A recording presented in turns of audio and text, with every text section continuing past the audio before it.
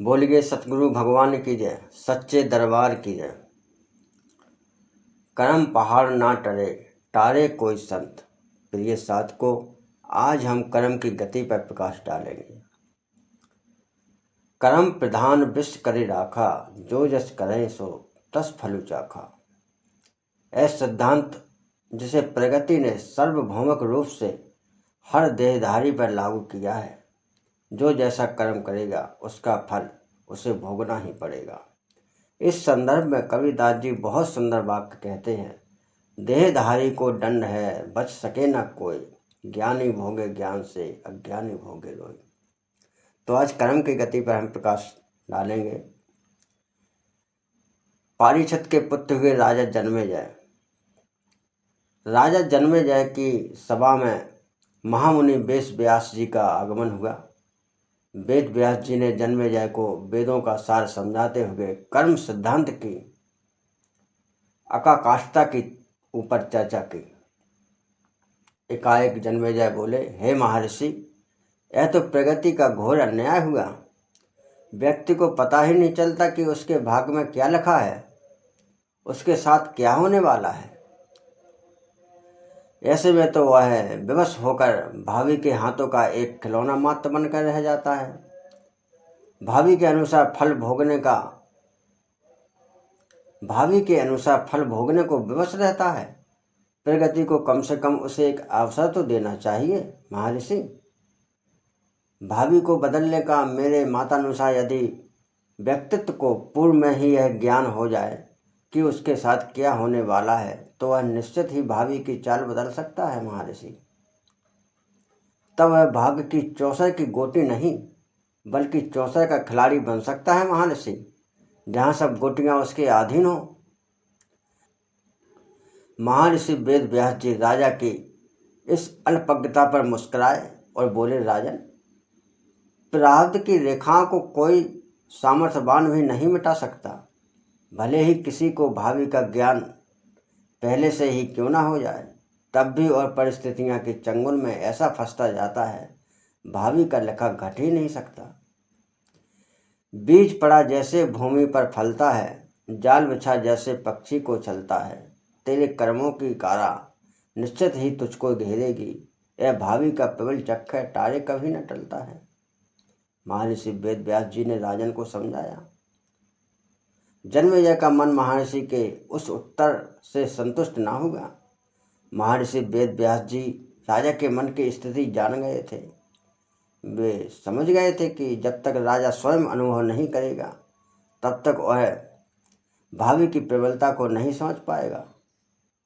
महर्षि वेद व्यास ने भरी सभा में उद्घोष किया, हे राजन, यदि तुम यही सोचते हो कि पूर्वाभास होने से भावी की दशा को टाला जा सकता है, तो ठीक है, मैं तुम्हें तुम्हारी भावी बताता हूँ। तुम में यदि सामर्थ हो तो तुम बदल कर दिखाओ। आज से ठीक 2 माह के बाद एक अश्वों का व्यापारी तुम्हारे पास अश्व बेचने आएगा। तुम उससे कोई भी अश्व लेना, परंतु नील वर्ण का अश्व कभी मत लेना। पर तुम भावी के बस होकर नील वर्ण का अश्व ही खरीदोगे। अगर यह अश्व खरीद भी लिया तो कभी उस पर सवार होकर आखेट मत खेल ले जाना। अगर आखेट पर जाओ तो दक्षिण दिशा की ओर मत जाना।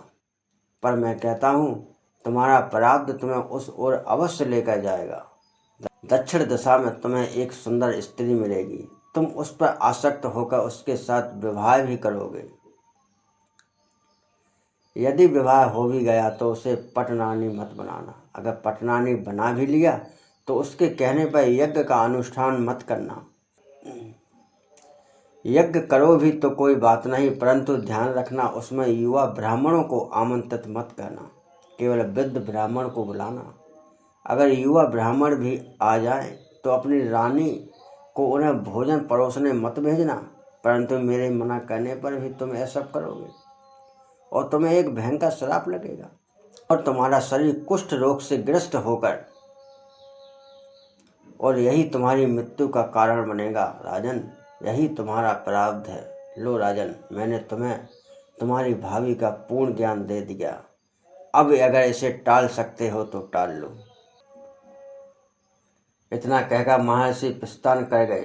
राजा ने जैसे ही यह सुना और स्तब्ध रह गया, परंतु अब तो उसे अपनी भावी को बदलना था। इसलिए उसने अविलंब राज्य में घोषणा करवा दी, आज से राज्य में अश्वों का व्यापार नहीं होगा, कोई भी किसी प्रकार का अश्व नहीं खरीदेगा, राजमहल में कोई अश्व व्यापारी नहीं आएगा। जैसे ही एक घोषणा हुई, राज्य में तो खलबली मच गई। बिना अश्वों के राजकीय सेना कमजोर पड़ने लगी, आमजनों का कारोबार ठप पड़ गया, राज्य का रक्षा तंत्र कमजोर हो चला।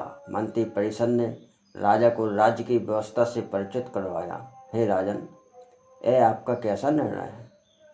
बिना अश्वों के राज्य की रक्षा ही असंभव थी। अंततः राजा ने सोचा, ठीक है, मैं यह प्रतिबंध हटा देता हूँ। मुझे घोड़ों से कोई खतरा नहीं है, मुझे तो नील वर्ण के घोड़े से बचना है। अंततः राजा ने पुनः अश्वों के व्यापार की आज्ञा दे दी। देखते ही देखते 2 माह बीत गए। महर्षि के कथानुसार भावी ने अपना खेल शुरू किया। ठीक 2 माह के बाद राजा के पास अश्व का व्यापारी आया। राजा ने जब उसे अश्व दिखाने को कहा तो वह व्यापारी के कई अश्वों में राजा की दृष्टि केवल नील वर्ण के अश्व पर अटक गई। उसकी सुडौलता व चुस्ती उसे आकर्षित करने लगी। उसने सोचा, क्यों ना मैं यह अश्व खरीद लूं। हाँ, मैं इस पर बैठकर आखेट के लिए कभी नहीं जाऊंगा। राजा ने वही अश्व खरीद लिया। दिन बीतने लगे। एक दिन उसकी आखेट पर जाने की इच्छा हुई, परंतु भावी की प्रबलता देखिए। उस दिन अश्वशाला के सभी अश्व अस्वस्थ थे, सिवाय एक नील वर्णीय अश्व के। राजा ने सोचा, ठीक है, मैं इसी अश्व का आखेट के लिए चला जाता हूँ, पर दक्षिण दिशा में नहीं जाऊंगा। वह अश्व पर सवार होकर चल पड़ा। मार्ग में राजा ऐसा भ्रमित हुआ कि उसे पता ही नहीं चला कि कब उसने अपना अश्व दक्षिण दिशा की ओर मोड़ लिया। भावी की प्रबलता से अनजान राजा आगे बढ़ रहा था। उसकी दृष्टि एक नवयौवन स्त्री पर पड़ी।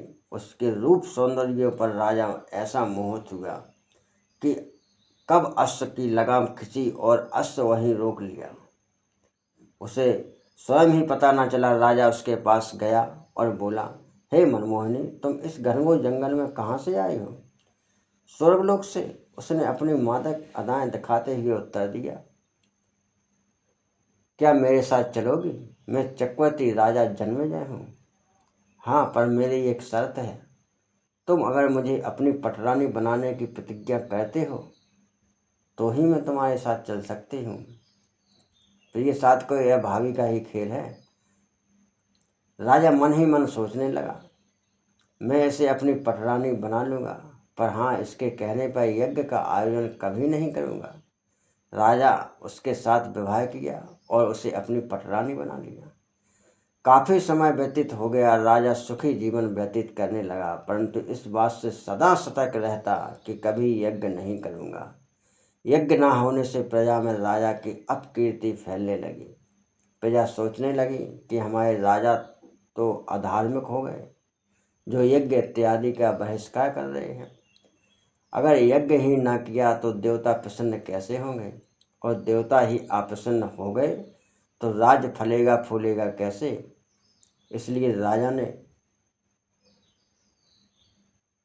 यज्ञ करने का निर्णय लिया। प्रजा के समझाने पर प्रजा में अपनी अपकीर्ति की बात सुनकर राजा ने यज्ञ करने का निर्णय ले लिया था। साथ ही सोचा कि यज्ञ का आयोजन कर लेता हूँ, पर युवा ब्राह्मण को आमंत्रित नहीं करूँगा। राजा ने यज्ञ का अनुष्ठान कर लिया, परंतु संयोगवश उस दिन पूरे राज्य में कहीं भी वृद्ध ब्राह्मण ना मिले। अंततः युवा ब्राह्मणों को ही आमंत्रित कर यज्ञ आरंभ हो गया। ब्राह्मण आहुतियाँ देकर कई दिनों तक यज्ञ करते रहे। अंततः पूर्ण आहुति के साथ यज्ञ संपन्न हुआ। अब समय था ब्राह्मणों के भोजन का। सभी तरुण ब्राह्मणों को भोजन परोसा गया। ब्राह्मण भोजन ग्रहण कर ही रहे थे कि तभी रानी ने राजा से कहा, राजन, मेरे विचार से हमें भी ब्राह्मणों की सेवा का अवसर हाथ से नहीं जाने देना चाहिए। ऐसा कहते हैं मैं सभी को खीर परोस देते हूँ। राजा को महामुनि वेद व्यास जी का कथन स्मरण हो आया। उसने रानी को स्पष्ट मना किया, पर रानी ने भी हट पकड़ ली। मोहवश राजा ने अपनी नवविवाहिता पत्नी रानी के हट को पूरा करने के लिए उसे खीर परोसने की आज्ञा दे दी। रानी हाथ में पात्र लिए तरुण ब्राह्मणों को खीर परोस रही थी। तभी हवा का एक झोंका आया कि रानी का दुपट्टा नीचे गिर गया। यह देख तरुण ब्राह्मण हंस पड़े। जैसे ही राजा ने सबको हंसता देखा तो उसके क्रोध की सीमा ना रही। उसने दांत किटकिटाते हुए सामने रखे यज्ञ पात्र लेकर उन ब्राह्मणों के सिर पर दे मारे। वहां उपस्थित सभी ब्राह्मण मृत्यु को प्राप्त हो गए। ब्रह्म हत्या का पाप लगने के कारण राजा के शरीर में कोढ़ उत्पन्न हो गया। उसका शरीर धीरे धीरे गलने लगा।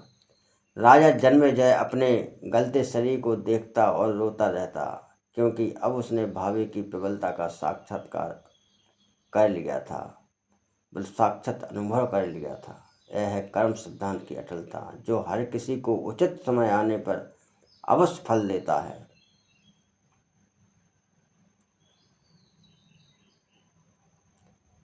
तो प्रिय साधकों, कर्म का फल यदि भाग्य का पता पिछले जन्म का लग भी जाए तब भी इसे नहीं टाला जा सकता। पर हाँ,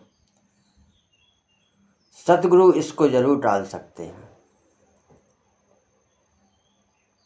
एक बार ब्रह्म ज्ञान की चर्चा सुनकर कुछ जिज्ञासु गुरुदेव श्री आशुतोष महाराज जी के पास आए। उन्होंने महाराज जी से कहा, हमने तो पहले से ही एक गुरु धारण कर रखा है।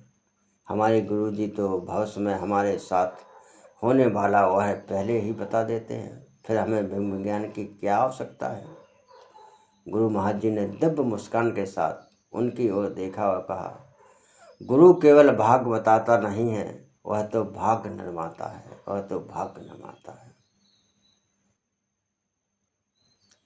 आपके गुरु तो सिर्फ आपका भावी बताते हैं, पर हम ब्रह्म ज्ञान सिर्फ भावी दिखाता नहीं बल्कि भावी को बदल भी देता है। इस ज्ञान की ध्यान साधना पापों के बहुयोजन तक विस्तीर्ण पहाड़ को भी छिन्न भिन्न कर देती है।